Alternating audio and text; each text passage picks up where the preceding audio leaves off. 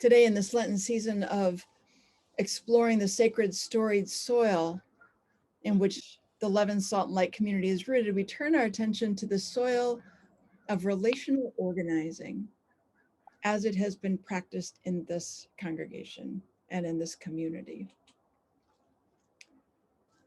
Though it might sometimes look like activism or issue-based organizing, the goal of relational organizing is a little different. It's not around a specific issue. The goal of relational organizing is unlocking the power and potential of ordinary people to respond collectively and creatively to the pressures that are affecting their lives.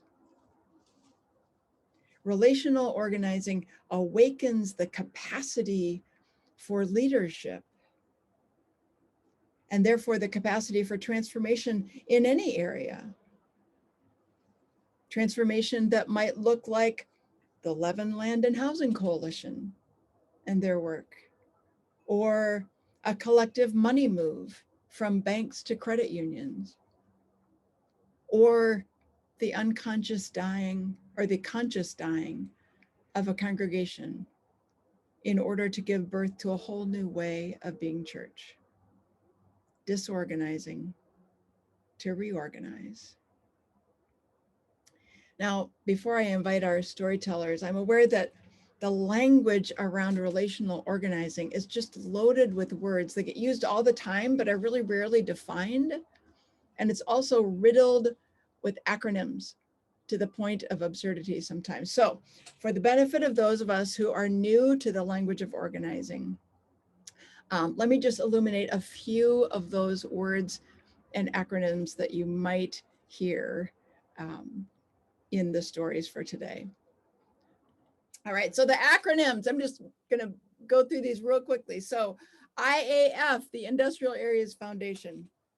This is the soil of community organizing in which Leaven, Salt, and Light was rooted, built up by this model, founded in 1940. It's just the longest standing network of local faith and community-based organizations.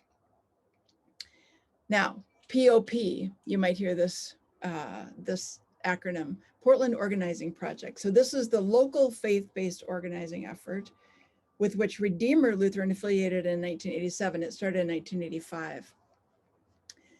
POP was focused on leadership development and on relationships and story sharing and organizing around pressures within North and Northeast Portland neighborhoods like sewer rates, drug houses, redlining, but it was faith-based.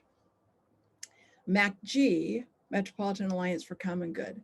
So POP folks recognized their limited scope of their power. And so they officially dissolved in 2002 and reorganized. They disorganized to reorganize into a broad-based organization that wasn't just faith-based only. So Leaven, Salt, and Light is currently still an organizational member of MACG.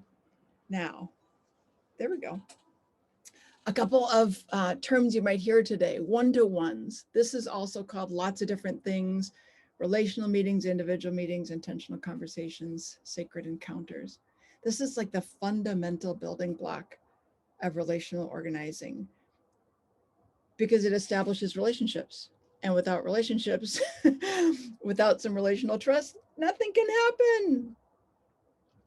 And story, you hear we use the word story all the time, but it's not just a story, right? This, how we use story in relational organizing is like, it's the life force.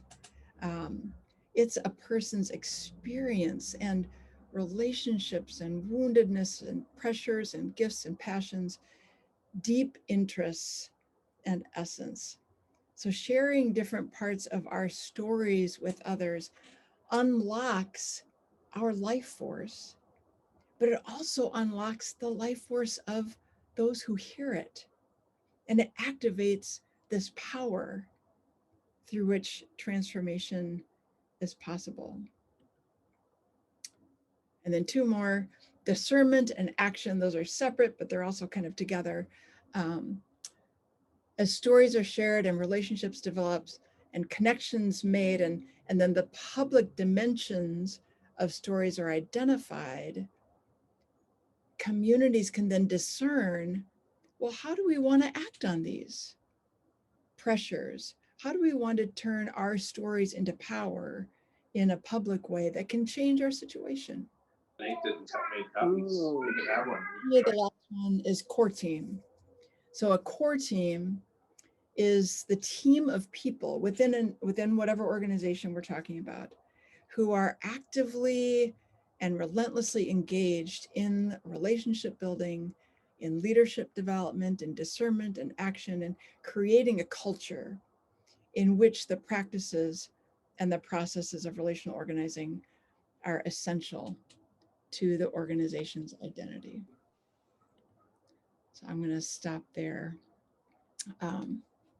So just, I hope that that's helpful, just to give a few of those definitions. And those are just my definitions. Those aren't the official definitions, but I think for those of us who are especially new to this kind of language, it's really helpful to have some understanding. So you might hear some of those words in the stories today. So